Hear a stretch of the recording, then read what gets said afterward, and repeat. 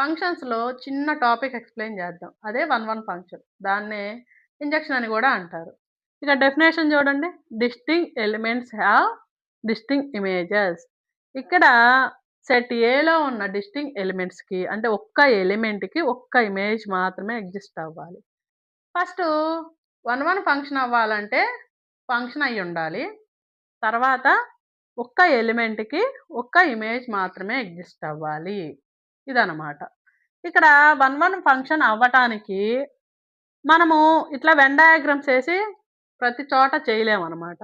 ఇది ఒక్క ఎలిమెంట్‌కి ఒక్క ఇమేజే గాబట్టి ఎలిమెంట్స్ ఈక్వల్ అయితే ఇమేజెస్ కూడా ఈక్వల్ అయిపోవాలి. లేదా ఎలిమెంట్స్ ఈక్వల్ కాకపోతే ఇమేజెస్ కూడా ఈక్వల్ కావనమాట. దానికి అవునా? కాదా? ఒకసారి జూయిస్తా.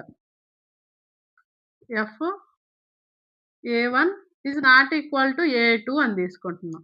అంటే A1 అనేది A2కి ఈక్వల్ కాదు. కానీ ఇమేజెస్ అనేవి ఈక్వల్ అవుతాయి అని తీసుకున్నాం. ఇలా తీసుకున్నప్పుడు 2 ఈక్వల్ అయినప్పుడు ఏదో ఒకటే ఉంచుకోవచ్చుగా. 2 రాయటం ఎందుకు? అంతే గదా! దీనికి ఇది ఇమేజ్ అవుతుంది.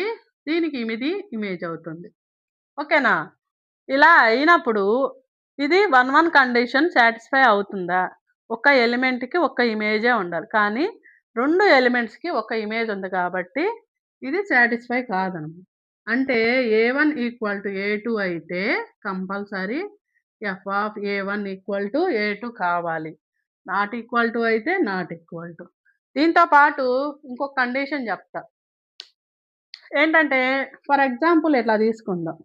ఇలా తీసుకుందాం. దీనికి ఇది ఇమేజ్, దీనికి ఇది ఇమేజ్, దీనికి ఇది ఇమేజ్. ఓకేనా? ఇది 1, 1 ఫంక్షన్ అవుతుందా? ఫస్ట్ ఫంక్షన్ అవుతుంది. తర్వాత 1, 1 ఫంక్షన్ గూడా అవుతుంది. దీనికి ఇది ఇమేజ్, దీనికి ఇది ఇమేజ్, దీనికి ఇది ఇమేజ్. ఇక్కడ చూడండి 4 అనేది ఎలిమెంట్ మిగిలిపోతుంది. ఇది అసలు ఫంక్షనే కాదు. అలాంటప్పుడు 1, 1 ఎలా అవుతుంది? కాదు గదా! అంటే దీని మీనింగ్ ఏంటంటే ఎన్ ఆఫ్ ఏ అనేది less than or equal to n of b. అంటే డొమైన్‌లో ఉన్న ఎలిమెంట్సు కోడొమైన్‌లో ఉన్న ఎలిమెంట్స్ కంటే ఈక్వల్‌గా ఉండాలి. ఇగో ఇక్కడ ఇలాగా. లేదంటే తక్కువగా ఉండాలి. ఇదిగో ఇక్కడ ఇలాగా. ఓకేనా? ఇలా ఉంటే ఫంక్షన్ కాదు.